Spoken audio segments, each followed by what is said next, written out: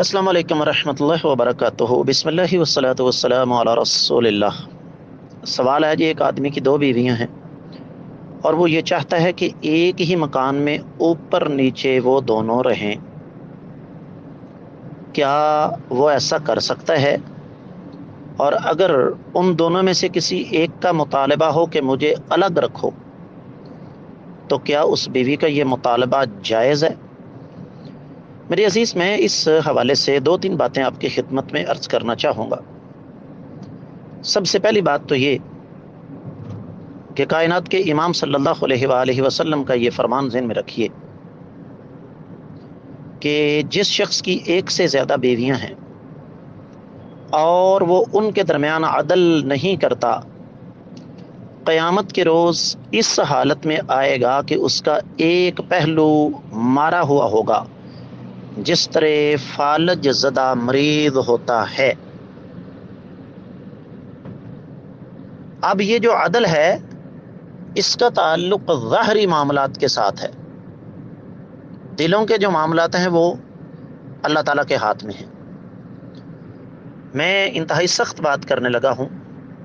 हमारे माशरे में एक से ज़्यादा शादियों की राह में जो बड़ी बड़ी रुकावटें हैं ना, उनमें एक हम मर्दों का रवैया भी है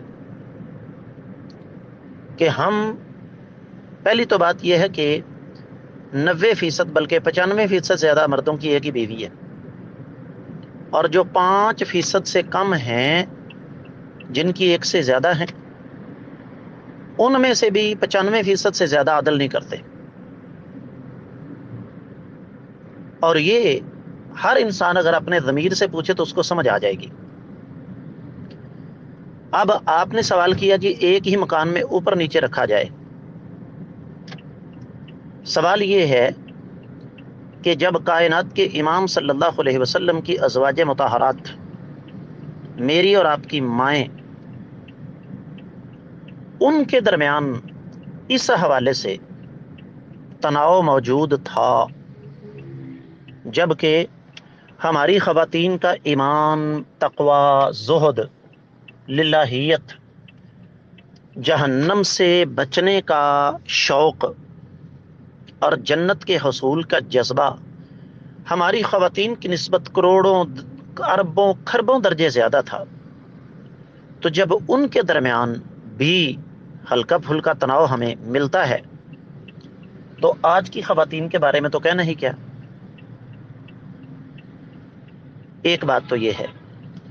दूसरी बात यह है कि जब आप दोनों को इकट्ठा रखेंगे, एक को ऊपर और एक को नीचे, तो फितरी तौर पर सबसे पहला फड्डा तो यहीं पर पड़ जाएगा ना कि ऊपर कौन रहेगा और नीचे कौन रहेगी। जाहिर बात है, नीचे वाली मंजिल, उस पर रहायश आसान है। जिसने ऊपर रहना है उसको सीढ़ियां चढ़कर जाना पड़ेगा, और यह नामुमकिन है कि आप दोनों का रास्ता अलग अलग रखें आने जाने का। यह भी मुमकिन नहीं। जब रास्ता एक है तो दोनों का टकराव पक्की बात है।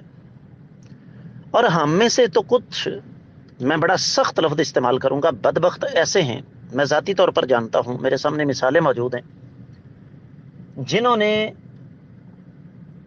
पहली बीवी को बेखबर रख कर दूसरी शादी की, और फिर पहली बीवी को मजबूर किया कि वो दूसरी के साथ रहे।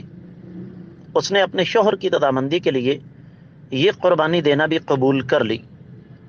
उस आदमी ने उससे आगे जाके फिर अगला काम ये किया कि पहली बीवी को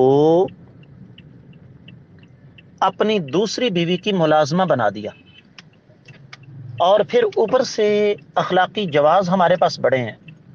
हमारे पास ब्लैकमेलिंग करने के तरीके बहुत ज़्यादा हैं। मिसाल के तौर पर हमें ये हदीसें तो याद हैं कि शौहर औरत की जन्नत और जहन्नम है, लेकिन जो हदीस थोड़ी देर पहले मैंने पढ़ी वो हमें याद नहीं है।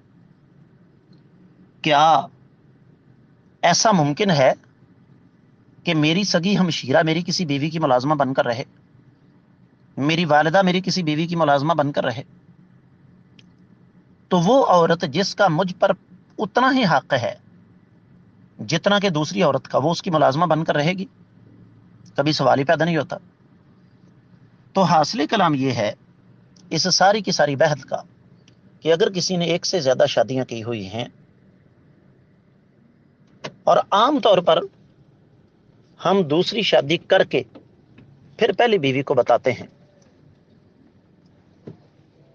तो फिर एक अज़ियत तो हमने पहली बीवी को दे दी कि उसके इल्म में लाए बगैर उस पर सौतन ले आए। अब हम उसको दूसरी अज़ियत ये देते हैं कि उसको कहते हैं कि यूं करो कि अब तुम दूसरी के साथ रहो, और वो भी मुलाजमा की हैसियत से, नौकरानी की हैसियत से। ये जुल्म है और ये क़यामत के रोज़ हमें इसका जवाब देना पड़ेगा। लिहाजा दोनों को अलग अलग रखें, यही शरीयत का हुक्म है। मैं उम्मीद करता हूं कि आपको इसकी अच्छी तरह समझ आ गई होगी। वल्लाहु आलम।